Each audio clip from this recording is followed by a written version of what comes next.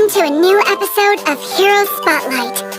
Unlike our previous episodes, today we will be reintroducing three familiar faces: Vexana, Leomord, and paramis. The three have been combating in the Land of Dawn for quite some time, and now we are about to see them start anew. Let's start with Vexana. By the way, if you didn't know yet, that's me. As the dignified ruler of Necrokeep, Vexana protected the city from all evil intentions. She's like a mother to all the undead. Though both life and death have abandoned them for a century, she still cares for her people.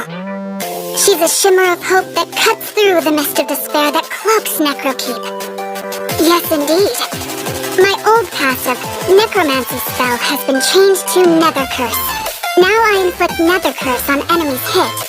The curse lasts for several seconds and will cause the affected enemy to explode upon death, dealing magic damage to enemies nearby. And Deathly Grasp is my new first skill now. I unleash a Phantom Claw in the target direction, dealing damage to enemies in the path. The claw stops upon hitting an enemy hero or creep and terrifies them for several seconds. Phantom Claw will then erupt at their location, dealing magic damage to enemies nearby and terrifying them. My new second skill, Cursed Blast, allows me to mark the target area with the power of the undead, slowing enemies within. After a short delay, a blast of nether energy will strike at the area, dealing magic damage to enemies hit. Lastly, my new ultimate, Eternal Guard. I summon an undead knight at the target location, dealing damage to and stunning enemies hit. The undead knight will join me in battle for several seconds, inflicting magic damage and splash damage each time he hits an enemy. And that's all for my revamp. Don't forget to check out my new story when it's available. I'll leave it to you, Leomord. Thank you, Your Highness.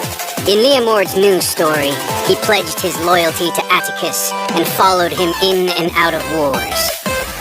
But at the Black Wedding, he turned his lance against Atticus and killed him. Time does not always ease pains like this.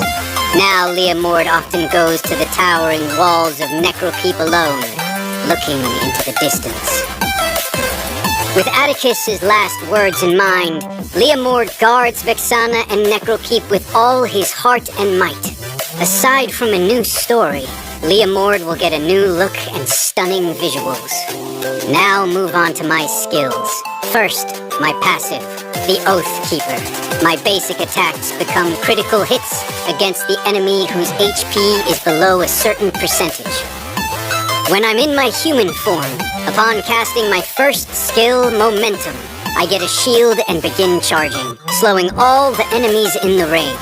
When the charging is completed, I inflict physical damage and slow on all the enemies in the range. When I'm in the mounted state, upon casting Momentum, I command Barbiel to leap forward, inflicting physical damage and slow on the enemies in the target area. When I'm in the human form, my second skill, Decimation Assault, allows me to charge in a designated direction, dealing physical damage to enemies along the way and slowing them. When I'm in my mounted state, Barbiel will charge in a designated direction upon the skill cast, dealing physical damage to enemies along the way and knocking them back. When I'm in my human form, my ultimate, Phantom Steed, allows me to summon Barbiel to rush into the battlefield, dealing physical damage to and knocking back enemies on the path. And if Barbiel comes in contact with me, I will enter a mounted state. In the mounted state, my basic attacks would cover a fan-shaped area and can be cast while I'm moving.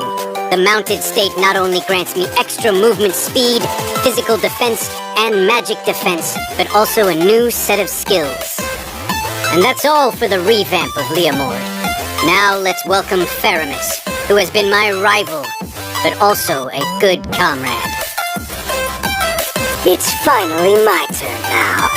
I'm Paramis, the necromancer of Necrokeep. I come from a long line of physicians who dedicated their lives combining magic with herbs. I was once a regular magic wielder, but the mist made me an undead, granting me the ability to utilize necromancy. My passive, Vicious Retrieval, is pretty much the same as before the revamp, but only easier to maneuver. Enemy heroes hit by my skills would leave a fragment of their souls on the spot. I can absorb them to reduce my respawn time. Note that the soul fragments I absorbed will be halved when I die. My first skill, Shadow Stampede, enters me into the shadow state, during which I gain extra movement speed and extra physical and magic defense. In the shadow state, I ignore the terrain and deal magic damage to enemy heroes I come into contact with and apply a nether mark to them. Each enemy hero hit reduces Shadow Stampede's cooldown. Casting the skill again allows me to leave the shadow state early and pull marked enemies to me. Next, my second skill, Ghost Bursters. I gather nether energy in a fan-shaped area, dealing magic damage to enemies within. Lastly, the focal point of my revamp, my ultimate skill, Cult Altar.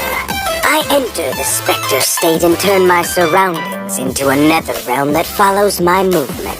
Allied heroes who enter the realm will also enter the Spectre state, gaining immunity to death for once. Note that there would be punishment when a hero is knocked out of the Spectre state.